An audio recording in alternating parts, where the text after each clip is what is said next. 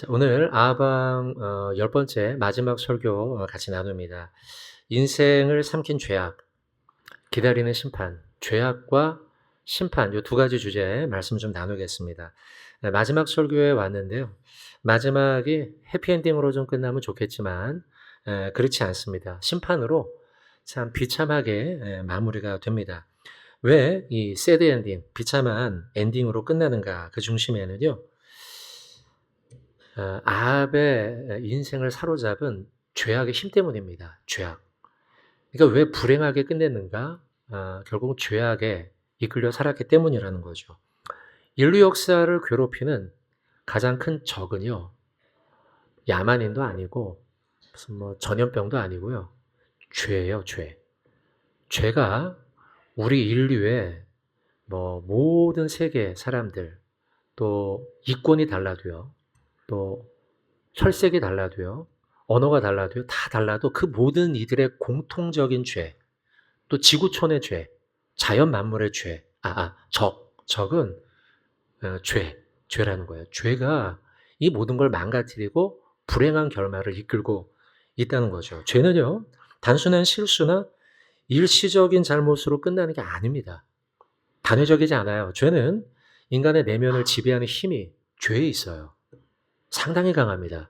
그리고 그 죄가 내 안으로 들어오면 생명력이 마치 있는 것처럼 유기체처럼 스스로 막 죄가 막 더 커져요.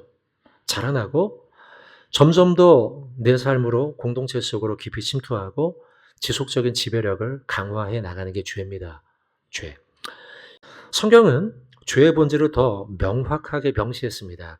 로마서 6장 12절 보시면 이렇게 기록하죠. 너희 죄가 너희 죽을 몸을 지배하지 못하게 해라. 죄는 우리 몸을 지배할 수 있는 힘이 있다는 거예요. 성경이. 그렇게 말씀하고 있는 거죠. 또 히브리 3장 13절에 이렇게 주의하라는 거예요. 누구든지 죄의 유혹으로 완고해질 수 있다. 그렇게 되지 않도록 열심히 깨어 있어라. 라는 말씀을 성경은 죄의 힘에 대해 말씀하고 있는 거죠. 이 죄의 무서운 힘, 한 인생을 삼킬 수 있으며 죄는 그 가정과 공동체를 파괴할 수 있는 힘이 있다는 걸 보여준 인물이 우리가 지난 10주 동안 보았던 아합입니다. 아합. 아합은 겉으로 보기에는 정치적으로 꽤나 성공한 사람, 국제사회에서도 꽤나 인정받는 사람으로 보일지 모르나 그러나 그의 인생은 죄에 의해 속박당했고 죄에 끌려다녔고 죄의 결과로 비참하게 마지막에 끝나버립니다. 저는 죄가 문고리라고 생각해요. 문고리. 내가 이제 인생의 문이죠. 각자 문이 내가 문으로 비유하는 거예요. 인생을요. 내 인생이 문인데 내 문을 열었다 닫았다 하는 그 고리. 그게 죄예요. 사단이 내 문고리를 잡고 그 죄죠. 그걸 잡고 내 인생의 문을 막 열었다 닫았다 흔들어 놓는 거예요. 그러니까 사단이 내 인생을 마음대로 쥐고 흔들 수 있게 만드는 그 고리가 바로 죄라는 거죠. 자, 오늘 우리가 그 아합의 죄, 아합의 인생에 영향을 끼친 그 죄에 대한 것들을 좀 보고 말씀의 은혜를 좀 나누려고 합니다. 자, 여러분, 저는 오늘 이 본문을 가지고 두 가지 주제, 설교 제목처럼 하나는 죄악에 대한 이야기, 하나는 심판에 대한 이야기. 이게 어쩌면 아합의 일생 마무리 부분에 중요한 주제라는 생각이 듭니다. 첫째, 죄악의 깊은 뿌리와 못된 열매라는 주제입니다. 죄악은요, 그물과 같아요. 죄악이 그물이 쫙 펼쳐지는 순간요, 그 그물에 걸려들어 빠져나가기가 쉽지 않은 게 죄악입니다. 한 번의 실수, 윤리적 일탈로 끝나면 좋겠지만 많은 사람들은 한 번의 일탈로 끝나지 않고요, 비슷한 죄를 반복합니다. 3살 버릇 언제까지 가요? 80까지 가는 거예요. 못된 습관, 바늘도둑이 소도둑이 되는 거예요. 그 못된 습관과 못된 그 죄악을 쉽게 벗어나지 못하는 그물과 같다는 거예요. 그물과 같아요. 성경은 뿌리라는 표현을 쓰는데요. 그 그물과 같은 죄가 내 마음속으로 들어와서요. 내 마음에 뿌리를 내리기 시작합니다. 뿌리를 내렸다는 건 나무가 자라난다는 거고요. 나무가 자라면 뭐가 열립니까? 열매가 맺히겠죠. 그 열매가 뿌리가 좋으면 좋은 열매를 맺겠지만 나쁜 뿌리를 맺으면 나쁜 열매를 맺게 되는 거예요. 이걸 히브리서 12장 15절에서 쓴뿌리라고 표현을 하는데 한번 읽어보죠. 너희는 하나님의 은혜에 이르지 못하는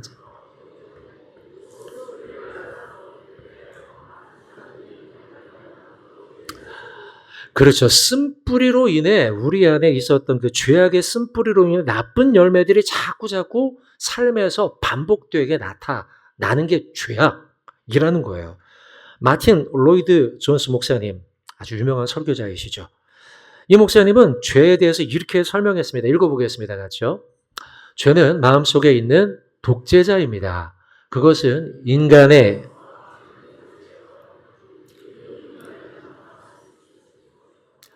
여러분, 독재자라는 표현이 좋은 지도자입니까? 나쁜 지도자입니까? 나쁜 지도자죠. 그런데 나쁜 지도자, 독재자인 걸 알면서도 거부하기 쉽습니까? 거부할 수 없어요. 법으로 정해놓고 규칙으로 정해놓고 경찰 동원하고 하면요. 독재자여도 함부로 벗어날 수가 없어요. 그게 북한이고 그게 저긴 캄보디아고 그렇지 않습니까, 여러분?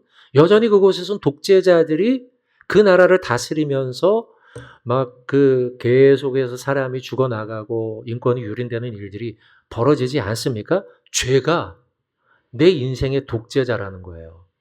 그래서 그 독재자가 내 마음의 이성과 감정을 통제하지 내가 그거를 함부로 할 수가 내 마음대로 할 수가 없다는 것이죠. 그런 힘이 죄 가운데 있다는 거예요. 아합을 보고 있는데 아합의 일생의 죄가 그런 의미입니다. 아합은 이미 죽은 사람이에요. 그죠? 지난주부터 이미 죽었습니다. 지난주에 아하시아 했지 않습니까? 아들. 그리고 오늘 또 이미 죽어 있는 상태이지만 아합의 죄는요. 단지 한 사람의 죄로 끝나지 않아요. 왜요? 깊은 뿌리가 내려 있거든요. 이미 그 공동체 속에요. 그래서 그 공동체 속에 아합이 뿌려놓은 그 죄악의 거름들이 막 자라나는 거예요. 이세벨과 함께 바알 숭배 공식화를 선언한 뒤 바알 숭배는 점점 더 발전합니다. 죄악이요. 하나님의 선지자들을 막 무시하고 막 가두고 감옥에 가두고 했지 않습니까? 그 일들이 시간이 갈수록 아하시아 요람으로 갈수록 더 심해져 갑니다. 그건 심지어 남유다로까지 뻗쳐서요. 여호사밧의 일가에 아달랴가 며느리로 들어가 그 집안 안에 우상 숭배를 드리기 시작한다는 거예요. 죄악의 뿌리. 그리고 여러분, 죄는요. 서로가 서로에게 영향을 줍니다. 그물과 같다고 했잖아요. 영향을 줘서요. 죄를 흉내내거나 모방하게 돼요. 여러분, 죄는 언제나 거룩함의 경계를 흐리고 혼합주의가 들어오게 하고 결국 죄의 지배를 모두 다 받게 만들고 있어요. 그리고 그 뿌리는요. 그 죄악의 뿌리는 사돈집에까지 영향을 줘서 아들의 이름과 사위의 이름과 서로 막 혼돈되도록 만들어 놓고요. 그 뒤에 아까 딸 아달랴 있죠? 아달랴 아합의 딸 며느리로 들어갔잖아요. 그 사람이 그 아들을 낳았는데 아하시아였죠. 아하시아가 지금 아까 나봇의 포도원에 와서 그 병문안을 하던 사람입니다. 그 사람이요. 아달랴의 아들이요. 근데 어떻게 됐어요, 아까요? 죽었죠. 그럼 남유다의 왕은 누가 됩니까? 아달랴가 되잖아요. 아달랴가 어떻게 되는지 아세요? 자기 손자들을 다 죽였어요. 자기가 여왕이 되려고. 그러니까 아합 한 사람의 죄악이 남유다까지 비참하게 만듭니다. 아주.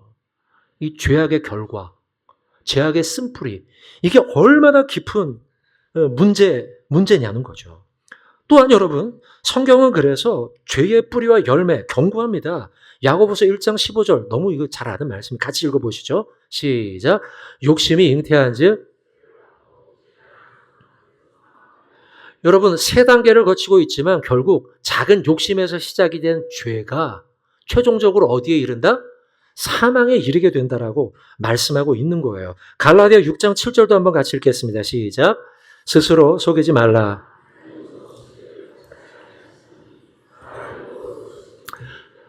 자, 한번 따라해 봅시다. 사람이 무엇으로 심든지 어떻게 됩니까? 그대로 거두는 거예요.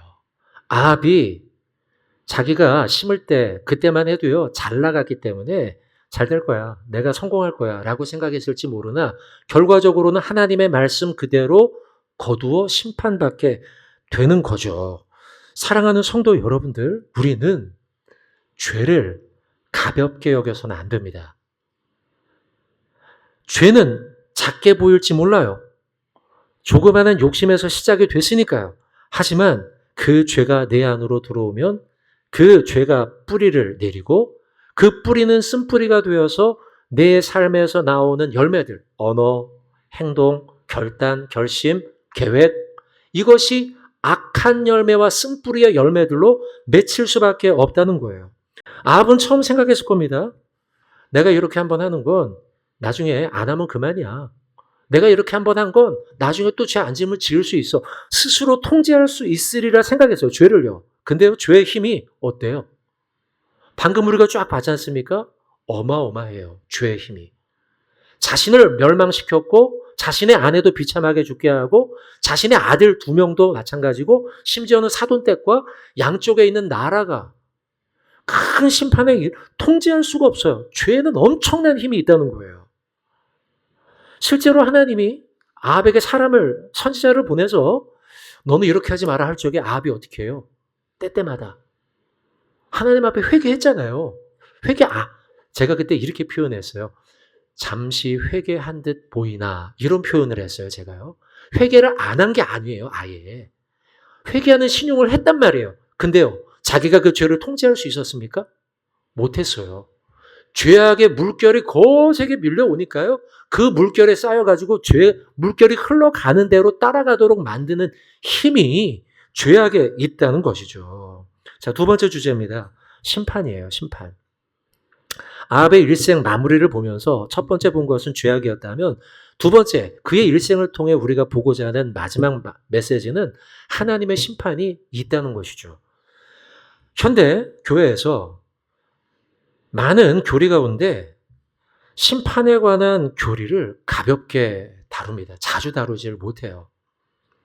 하지만 하나님의 심판은 성경 전체를 관통하는 중요한 주제입니다. 특별히 이 심판은 하나님의 성품과 연결이 되어 있습니다. 그냥 너희들 잘못했으니까 벌받아가 아니고요. 하나님의 성품과 이 표현이 그렇지만 우리 기질 뭐 이런 거 있죠. 이 하나님의 성품, 속성이라고 하죠. 교리적으로는 하나님의 속성이 이걸 안 하고는 안 돼요. 그게 뭐냐? 공의예요. 하나님은 의로운 일에 대해서 타협할 수가 없어요.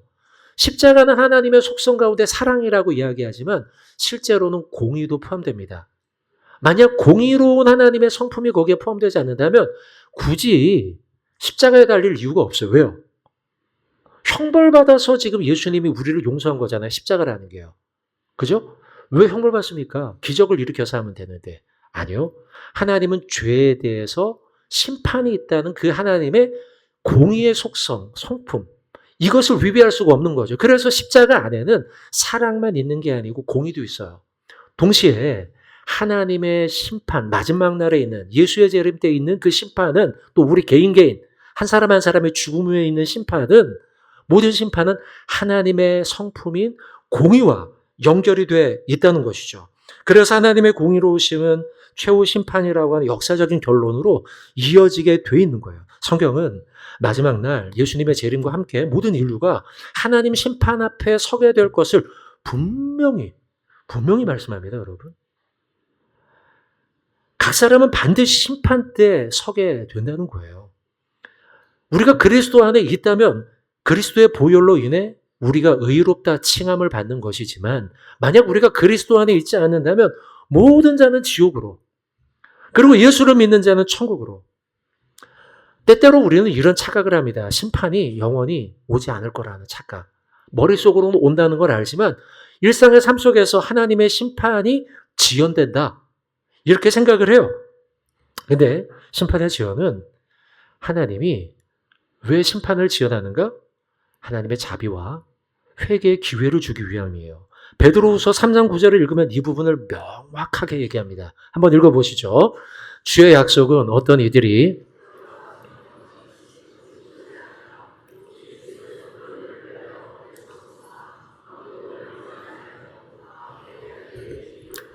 그러니까 우리가 하나님의 심판이 임해야 되는데 저 사람 저렇게 나쁜 짓 많이 하는데 야 하나님 뭐하고 계시는 거 이렇게 생각하지만 아니라는 거예요. 더디 오는 것 같지만 아니다. 하나님은 오래 참으사 모두 회개할 기회를 주시는 것이라는 거죠. 그리고 이런 심판의 결과는 어떻게 됩니까? 영원한 운명의 결정이 지어져요. 하나님의 심판대 앞에서 심판이 결정이 될 때 예수를 믿는 자, 그래 예수의 보혈로 용서함을 받은 자는 영원한 생명과 천국에, 그리고 예수를 믿지 않고 수많은 죄악 가운데 반복되어 살아간 자들은 영원한 죽음과 지옥에 처하게 되는 거예요. 그래서 성경은 분명히 말합니다. 하나님의 심판을 가볍게 여기지 말라. 로마서 6장 23절에 죄의 삭은 무엇이다? 사망이라고 말씀하고 있는 거예요. 하나님의 공의로우심은 반드시, 비록 지금은 지연시키고 있을지라도, 아합도 그렇게 생각했어요, 처음엔. 그러나 결국은 심판이 임하는 것처럼 반드시 하나님의 심판이 우리 가운데 임할 날이 올 것이다 라는 거죠. 오늘 본문의 하이라이트가 저는 아합의 아내 이세벨의 심판이라고 보는데요. 열왕기하 9장 30절, 아까 좀 설명하다가 제가 좀 간략했는데 보세요. 예후가, 같이 읽어보죠. 예후가 이스라엘에 오니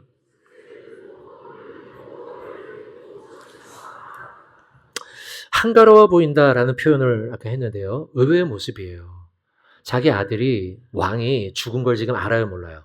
구절을 보시면. 듣고라는 단어예요. 앞에 본문들이 죽은 이야기를 하고 있거든요. 왕이 죽은 이야기를 하고 있어요. 요람이 죽은 이야기를 쭉 하다가 30절에 예후가 그 후에 자기의 온 이야기를 듣고 돼 있기 때문에 알고 있어요. 근데 지금 한가롭게 의외의 행동을 하고 있습니다. 왜 그럴까요? 지금 화장법이 제가 찾아봤습니다. 주석을 찾아보니까 이 화장법은요, 당시에 안티몬 광석을 빻아가지고 금속성 윤택이 난대요. 반짝반짝. 그러니까 요즘으로 하면은 잘은 모르지만 펄? 네, 이런 게 들어간 겁니다. 들어간 거고. 그리고 그걸 검은 분말을 섞어서요, 이 피부에 잘 안착되도록 만듭니다. 그래서 이 눈썹, 속눈썹 여기에다가 짙게 화장을, 요즘에도 뭐 이런 화장법이 있지 않습니까? 이런 화장법인데 이렇게 하면 눈썹의 끝이 더 까맣게 되어서요, 이 까만 눈동자가 광택, 더 도드라지게 보이도록 만든대요. 그래서 이런 정열적인 모습을 보여서 내가 너보다 위험 있는 자야 라는 걸 보이려는 행동이에요, 지금. 이걸 더 알 수 있는 게 아까 그 30절이죠. 창에서 바라보다가라는 행동이에요. 창 높은 데서요, 저 아래에 있는 사람을 하대하듯 바라본 겁니다.